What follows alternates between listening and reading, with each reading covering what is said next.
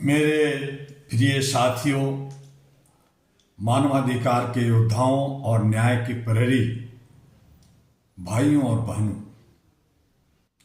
आज मैं आपसे एक ऐसे अनुच्छेद की बात करने आया हूं जो बहुत छोटा दिखता है, जो केवल शब्द नहीं है बल्कि व्यवस्था परिवर्तन का बिगुल है। यह है संयुक्त राष्ट्र का मानवाधिकार घोषणा पत्र अनुच्छेद 28। यह अनुच्छेद कहता है, हर व्यक्ति को ऐसी सामाजिक और अंतर्राष्ट्रीय व्यवस्था का अधिकार है जिसमें इस घोषणा में वर्णित सभी अधिकार और स्वतंत्रतापूर्ण रूप से प्राप्त की जा सके। ध्यान दीजिए, यहां केवल अधिकारों की बात नहीं है, यहां व्यवस्था सिस्टम की बात किया जा रहा है। अगर व्यवस्था भ्रष्ट है तो अधिकार दम तोड़ देंगे।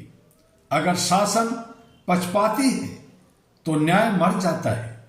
अगर अंतर्राष्ट्रीय राजनीतिक स्वार्थी बनता है तो मानवता घायल होती है, उसका मृत्यु हो जाता है। सवाल यह है, क्या आज की व्यवस्था सचमुच ऐसी है जहां हर व्यक्ति के अधिकार सुरक्षित है? जब गरीब को न्याय के लिए वर्षों तक अदालतों के चक्कर लगाने पड़ते हैं, जब शिक्षा और स्वास्थ्य व्यापार बन जाता है, जब सत्ता पारदर्शिता से भागती है, जब शक्तिशाली राष्ट्र कमजोर देशों पर आर्थिक दबाव डालते हैं, तो क्या हम कह सकते हैं कि अनुच्छेद 28 की आत्मा जीवित है? नहीं दोस्तों, सच यह है कि मानवाधिकार की सबसे बड़ी लड़ाई व्यवस्था से ही है।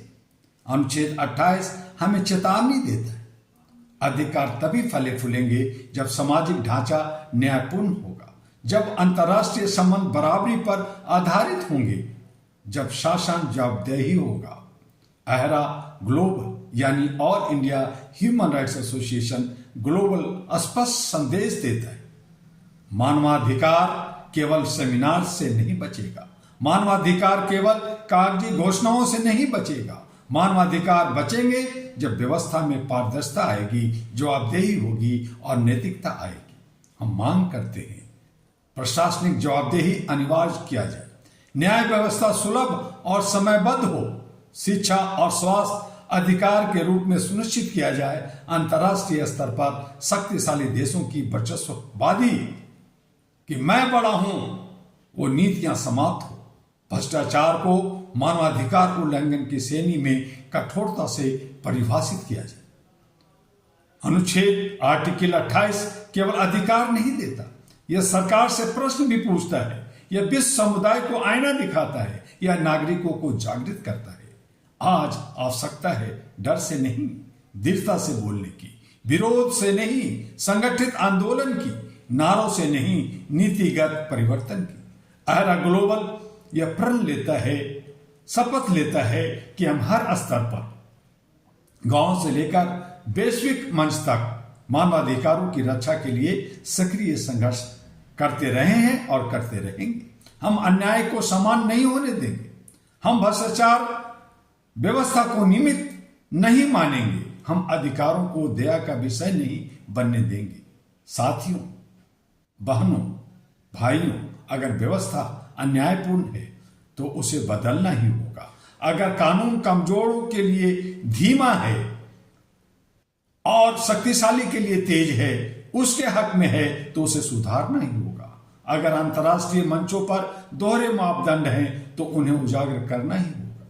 अनुच्छेद 28 हमें अधिकार देता है एक ऐसी दुनिया की मांग करने का जहां मानव गरिमा से अपना सर उठा सके, सर्वोच्च हो सके। आज हम घोषणा करते हैं, बिना न्याय के शांति नहीं, बिना समानता के लोकतंत्र नहीं, बिना पारदर्शिता के शासन नहीं और बिना न्यायपूर्ण व्यवस्था के मानवाधिकार नहीं। यह संघर्ष किसी एक संगठन का नहीं, यह संघर्ष मानवता का है।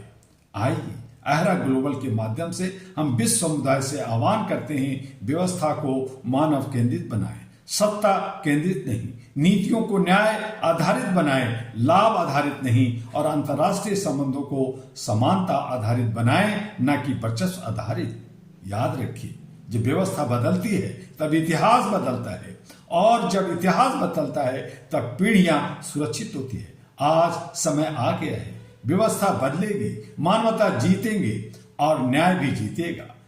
और इन्हीं शब्दों के साथ जो आर्टिकल 21 है उसका भी जय, मानवता की जय हो, संविधान की जय हो, और अहरा ग्लोबल, अहरा HRTV की जय हो, और आप सबकी जय हो कि आप हमारे लगातार आर्टिकल को सुन रहे हैं। और आपसे आखिरी विनती है कि आप HRTV अहरा को, AG अहरा ग्लोबल को लाइक सब्सक्राइब करना ना भूलें, अपना व्यूज देना ना भूलें, और लोगों तक पहुंचाने के लिए इसे फॉरवर्ड करना ना भूलें, क्योंकि बहुत लोग वंचित हैं, उन्हें नहीं मालूम कि उनका अधिकार क्या है, और शासन और सत्ता और जनता का अधिकार क्या है।